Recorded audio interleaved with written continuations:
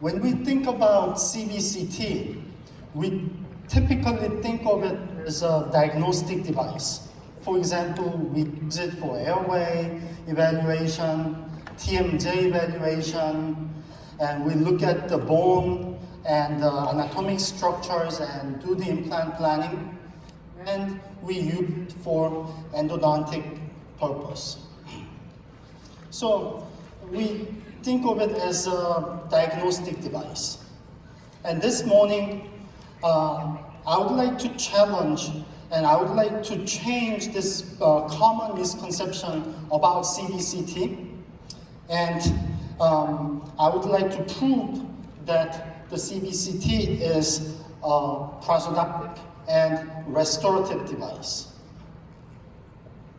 As a prosthodontist, I do a lot of full mouth reconstruction at my office, and whenever I do full arch or full mouth reconstruction, I should be very careful about the patient's midline and the position and angulation of maxillary anterior teeth and occlusal plane and occlusal canting, like in these cases.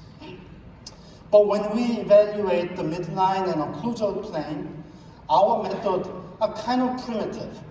We use floors, we use ruler and fox plane, and we just look at the patient in front with one eye closed. And that's very crude. And we have a device like this. It's a dentofacial analyzers from various companies.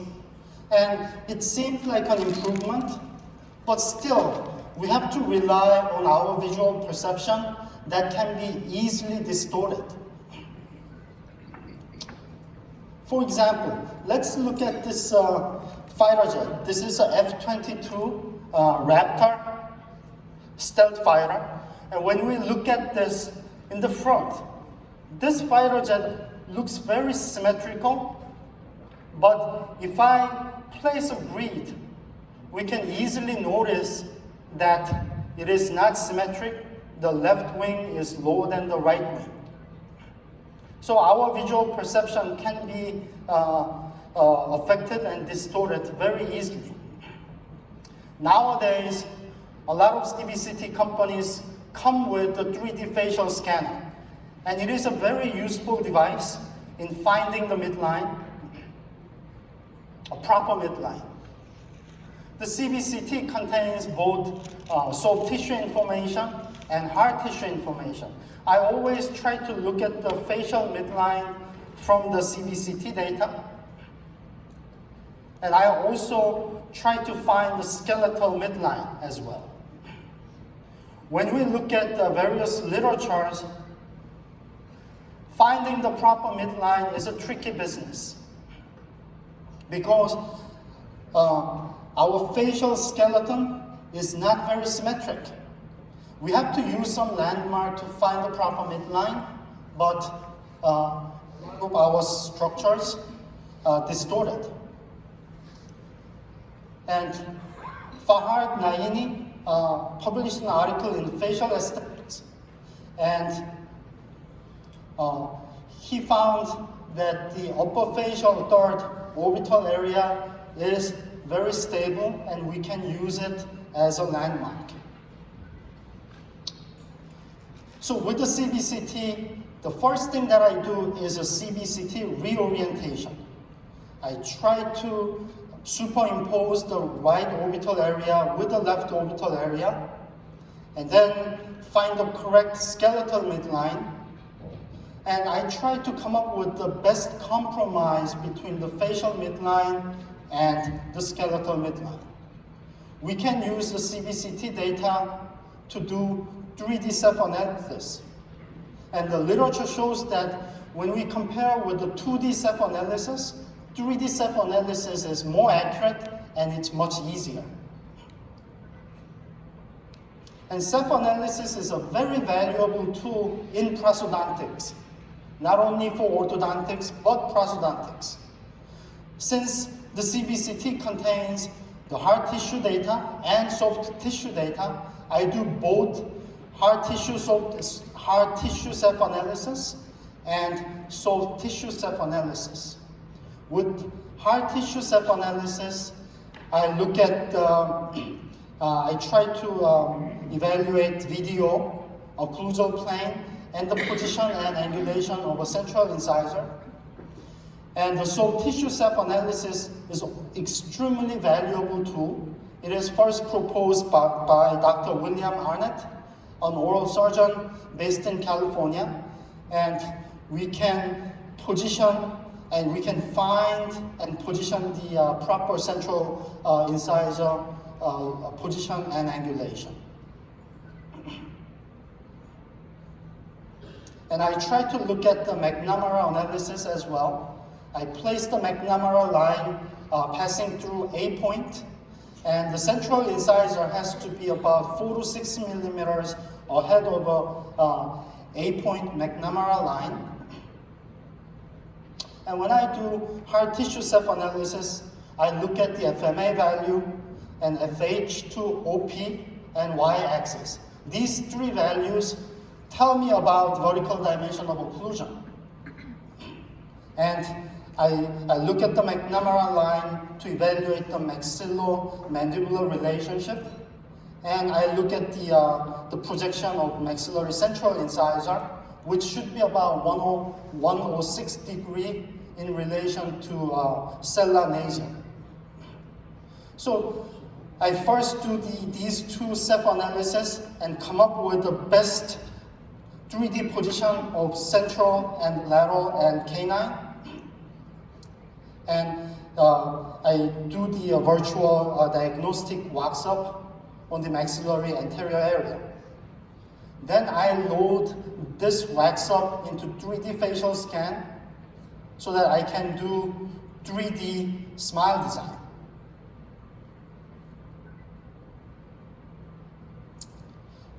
The picture on the left side is a virtual plan, and picture on the right side is a final outcome. As we can see, there is a huge improvement in the patient's smile. And once the anterior wax-up is done, the posterior wax-up is completed.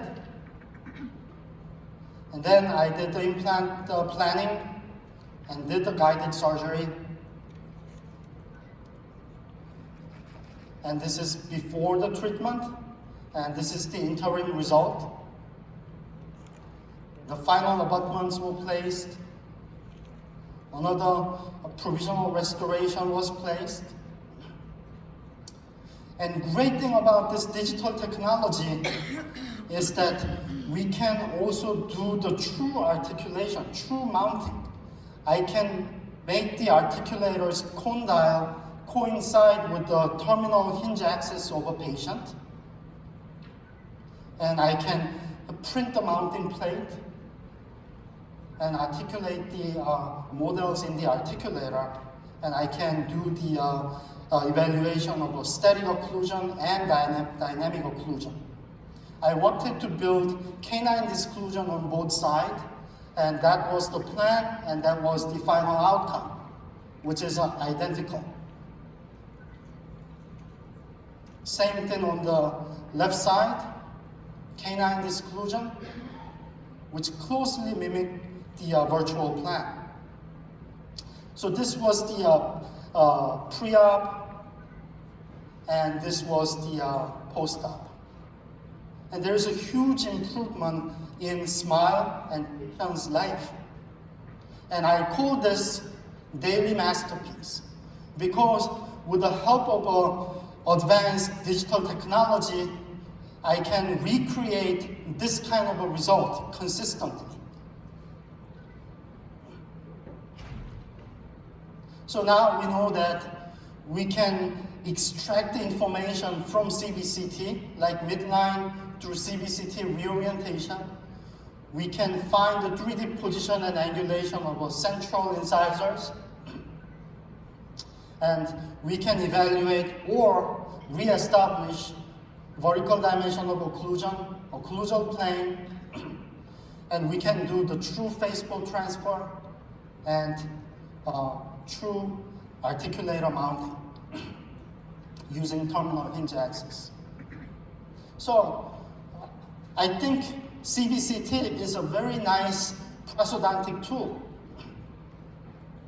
And we can use it not only for implant cases, but also for daily restorative cases like this. This patient wanted treatment to correct her midline, and she wanted some bleached shade on the anterior teeth, and she wanted minimally invasive treatment and minimum office visit because patient lives overseas. So the first thing that I did was to create a virtual 3D patient using the cbct scan and impression scan and facial scan. So I digitized the patient inside and out. With an impression scan, I first came up with the patient's teeth information and I loaded it into cbct. And then I was able to do the 3D digital oral design. First, I do the cbct reorientation and both self-analysis to find the position of central incisor. And virtual wax-up is completed, and that virtual wax-up was loaded into patient's 3D facial scan file. I think from prosthodontic standpoint, it is a profound tool because we can use it for planning and we can also use it for case acceptance.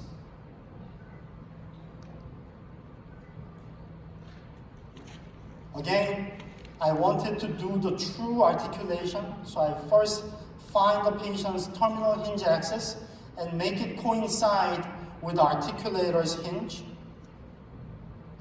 And I can also find the occlusal plane, and we borrow this concept from Broderick Analyzer. And I can mount the case in Frankfurt horizontal plane or axis orbital plane or campus plane. I personally like to use Frankfurt horizontal plane. So the virtual wax-up is done and it is loaded into the articulator. And I was able to evaluate the occlusion in static and dynamic way. And the virtual wax-up was 3D printed and came up with the prep guide and the provisional bridge. Then the rest of the procedure is easy. I just grind teeth and do the preparational bridge and cemented the provisional restoration at the second visit. This was the final outcome. Patient wanted very white teeth. I wanted to build a natural looking anatomy, but patient always want white teeth. And patient was very happy with it. So I satisfied her needs. When we go to a big dental meeting like AAID or ICOI or AO, the big topic nowadays is a digital dentistry. And the hottest gadget that we all would like to get is intraoral scanners. I'm a huge fan of intraoral scanners for about 15 years. I first started with the CEREC, and later on I got iTero, and about 3 years ago I upgraded my system to 3Shape Trios 3, the wireless system. And I use it for small span cases only. When we look at today's literature, or when we look at all the literatures, one thing that we can find is that the scientific journals and referee journals are not very favorable about intraoral scan technology. And that same thing can be found in 2019 literature. When we look at the scanner, we talk about trueness and I'm not going to go through all these literatures, but whenever we do extensive case with the intraoral scanner, the precision is low and trueness is low. And we must not use the scanner when the pontic space is more than 4 teeth. And we must not use the intraoral scanner for full arch cases. That's what today's literature tells us. So please avoid using cases like this for long span pontic space. Do not use intraoral scanners.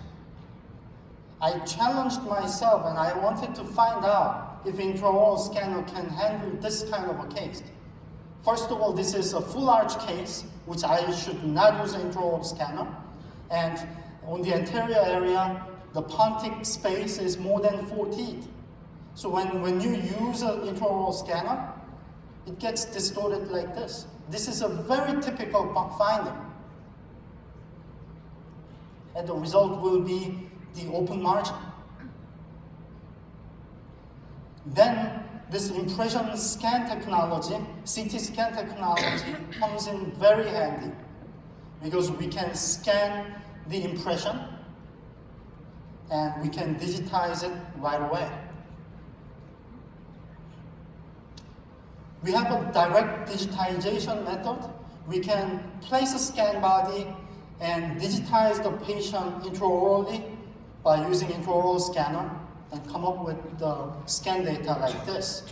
But we have to deal with the patient movement, saliva, and light reflection from metal, and flabby soft tissue, and small FOB intraoral scan. And these factors all contribute to distortion of intraoral scan data. Then we have to think about indirect digitization. The typical method is a model scanning through desktop scanner. And we can directly scan the impression using the desktop scanner. But what about the model scanning through desktop scanner? We can make the rubber impression and pour it up and make a stone model, and then use the scanner to digitize it. But in this workflow, the problem is plaster work. The plaster work involves a lot of human error, and the plaster itself expands a lot. When we look at the classic prosthodontic literature, the plaster stone expands for about 3 days, and we must not use the plaster model for about 3 days. But realistically, does any lab do that? No. We want to bypass this step, and several years ago they came up with this idea of scanning the impression directly. This is a nice concept, but the problem is it does not capture the area completely.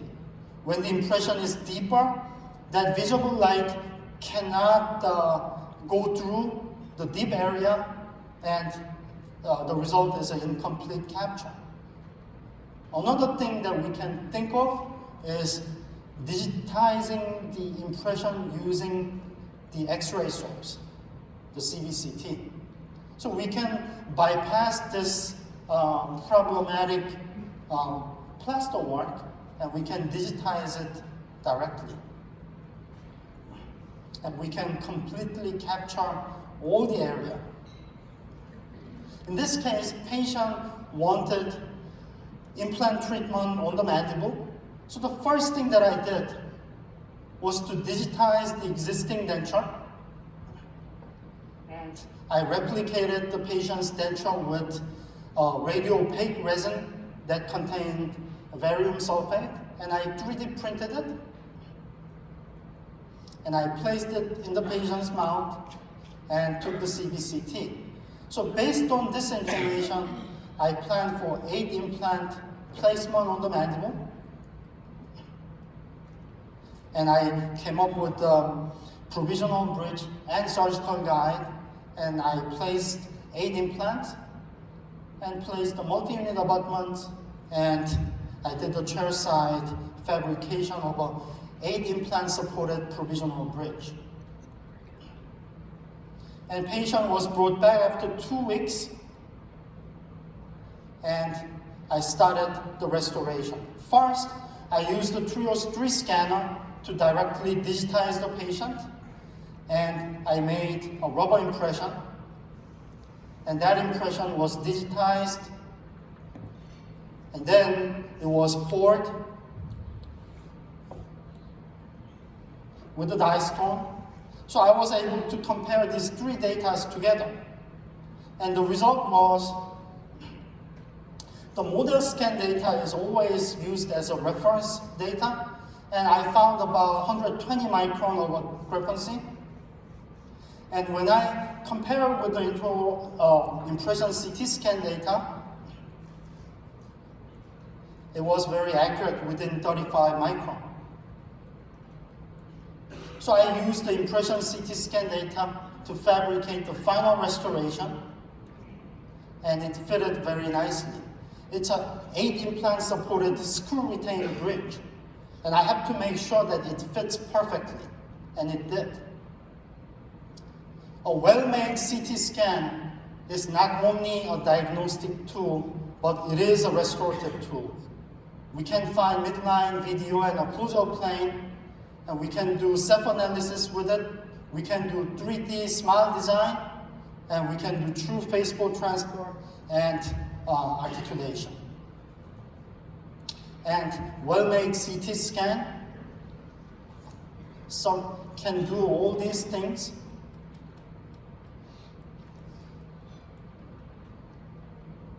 And it can function as an intraoral scanner and a facial 3D scanner and virtual articulator and facial transfer system. And it can replace the Smile Design app, and it can replace the implant planning software. I only had 20 minutes, so I had to go really fast, and that's the end of my presentation. Thank you so much. Dr. Kane, thank you for the America for sponsoring this presentation. Hi, I'm Kathleen Kazachi. Our next presentation is sponsored by Rosemont Media and will be presented by Mr. Keith